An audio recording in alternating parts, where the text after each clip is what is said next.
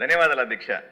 అధ్యక్ష, నేను రాష్ట్ర వ్యాప్తంగా ఉన్నటువంటి ప్రైవేట్ స్కూళ్లలో కాలేజీల్లో పనిచేసేటువంటి టీచర్లు లెక్చరర్లకు సమస్య మీ దృష్టికి తీసుకురావడానికి ప్రయత్నం చేస్తున్నాను అధ్యక్ష. వాళ్లకు సాధారణంగా స్కూల్స్కి 10 నెలలు మాత్రమే పనిచేస్తాయి. కానీ ఈ ప్రైవేట్ స్కూళ్ళలో పనిచేసేటువంటి టీచర్లకి లెక్చరర్లకి సెలవులు అనేవి ఉండవు అధ్యక్ష. సంవత్సరం అంతా పనిచేయాల్సి వస్తుంది. స్కూళ్ళు కాలేజీలు పిల్లల దగ్గర సంవత్సరానికి తగ్గట్టు ఫీజు తీసుకుంటే వీళ్ళకి కేవలం 9 నెలలు 8 నెలల జీతాలు మాత్రమే ఇస్తా ఉన్నారు. దాంట్లో కూడా కట్ చేసి ఇస్తా ఉన్నారు అధ్యక్ష. కేవలం చదువు మాత్రమే చెప్పడం కాదు, వీళ్ళకి అడ్మిషన్లు కూడా చేయించాలా. మీరు స్కూళ్ళకో కాలేజీలకు అడ్మిషన్లు చేయిస్తేనే మీ ఉద్యోగాలు ఉంటాయని చెప్తున్నారు. ఫీజులు కట్టకపోతే ఎవరన్నా పేరెంట్స్కి ఫోన్ చేసి ఫీజులు కట్టించే బాధ్యత కూడా వీళ్ళ మీదే ఉంటుంది.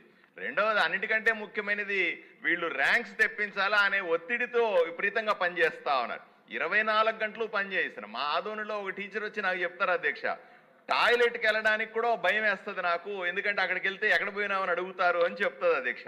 ఇంత చేస్తున్నారు కదా, కనీస జీతం ఏమన్నా ఉంటుందా అంటే కనీస వేతనం లేకుండా 5-10 వేల రూపాయలు ఇచ్చి వీళ్ళ దగ్గర పని చేయించుకుంటున్నారు అధ్యక్ష.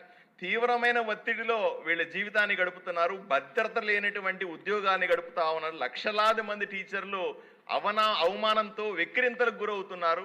ఈఎస్ఐ పిఎఫ్ లేక చట్టబద్ధమైనటువంటి రక్షణ కోల్పోతున్నారు అధ్యక్ష. కనీస ప్రభుత్వ పథకాల నుంచి కూడా వీళ్ళకి ఆదరణ కరువైన సందర్భంలో ఎవరైనా ప్రశ్నిస్తే ఉద్యోగాల నుంచి తీసేసే పరిస్థితి ఈరోజు కనపడతా ఉంది. ఈరోజు విద్యాశాఖ మంత్రి గారిని మీ ద్వారా అడుగుతా ఉన్నాను అధ్యక్ష, వీళ్ళ కోసం ప్రత్యేకమైనటువంటి చట్టాన్ని ఏర్పాటు చేసి రక్షణ కల్పించాల్సిందిగా కోరుకుంటున్నాను అధ్యక్ష. నమస్కారం.